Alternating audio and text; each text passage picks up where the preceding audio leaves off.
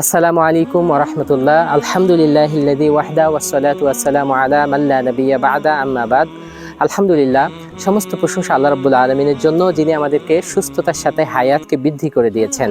আজকে অত্যন্ত গুরুত্বপূর্ণ একটি বিষয় নিয়ে কথা বলতে চাই। কোরআন থেকে একটি গুরুত্বপূর্ণ দিক নির্দেশনা আমরা নিতে চাই। রব্বি কারীম পবিত্র কোরআনের মধ্যে বলেছেন, ইন্নাল্লাযীনা ক্বালু রাব্বুনাল্লাহ সুম্মা ইসতাকামু তাতানাজ্জালু আলাইহিমুল মালায়েকা আল্লা তাখাফু ওয়া লা তাহজানু ওয়া আবশিরু বিল জান্নাতিল্লাতী কুনতুম তুআদুন।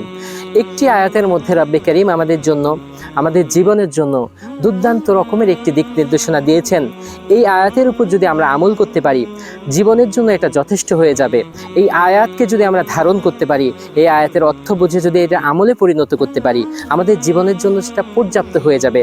আল্লাহ রাব্বুল আলামিন বলছেন, যাদের সুন্দর মৃত্যু প্রয়োজন, যারা চায় আমাদের মৃত্যু অনেক সুন্দর হবে, একবারে রাসূলের দেখানো পথে আমার মৃত্যু হবে এবং মৃত্যুর সময় আমার কোনো পেরেশানি হবে না, কোনো কষ্ট হবে না, তাদের জন্য আজকের এই আয়াত। আল্লাহ রাব্বুল আলামিন বলছেন, ইন্নাল্লাযীনা ক্বালু, নিশ্চয়ই যারা বলে আমার রব আল্লাহ, রব্বুনাল্লাহ, সুম্মা ইসতাকামু, অতঃপর এই কথার উপর অটল থাকে, এই কথার উপর টিকে থাকে এবং তার জীবনের প্রত্যেকটা কর্ম এভাবে পরিচালনা করে, রব্বুনাল্লাহ, আমার রব আল্লাহ। সে যখন কৃষি খায়েত কামারে কাজ করছে, তখন সে বলছে আমার রব আল্লাহ। সে আইল ঠেলছে না, কোনো রকমের কোনো খারাপ কাজের মধ্যে যুক্ত হচ্ছে না।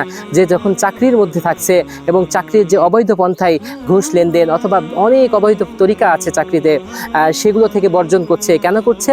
রব্বুনাল্লাহ, আমার রব আল্লাহ, এই কথার উপর ভিত্তি করে সে সমস্ত খারাপ কাজ থেকে, খারাপ কাজগুলো বর্জন করছে। যদি সে এই কথার উপর অবিচল থাকতে পারে, তাহলে ফায়দাতে আল্লাহ কি দিবেন? আল্লাহ রাব্বুল আলামিন বলছেন, তাতানাজ্জালু আলাইহিমুল মালায়েকা, আল্লাহ ফেরেশতা নাজিল করবেন। কোথায় থেকে ফেরেশতা নাজিল করবেন? আল্লাহ আকাশ থেকে ফেরেশতা নাজিল করবেন। এবং তাফসিরে তকিম উসমানির মধ্যে আসছে, কোন সময় হবে এটা? সময়টা হবে মৃত্যুর মুহূর্ত।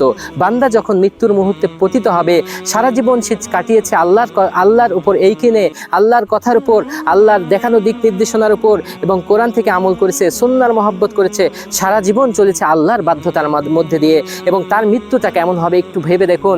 আল্লাহ রাব্বুল আলামিন তার মৃত্যুর পূর্বক্ষণে ফেরেশতা নাজিল করবেন, আর ফেরেশতারা এসে তাকে বলবে, আল্লাহ তাখাফু ওয়া লা তাহজানু ওয়া আবশিরু বিল জান্নাতিল্লাতী কুনতুম তুআদুন। ফেরেশতারা এসে বলবে, আপনার কোনো ভয় নেই, আপনার কোনো দুশ্চিন্তা নেই। ওয়া লা তাহজানু ওয়া আবশির, সুসংবাদ গ্রহণ করুন, ওয়া আবশিরু বিল জান্নাতিল্লাতী কুনতুম তুআদুন, যে জান্নাতের ওয়াদা আপনার রব আপনার সাথে করেছে, সেই জান্নাতের সুসংবাদ গ্রহণ করুন।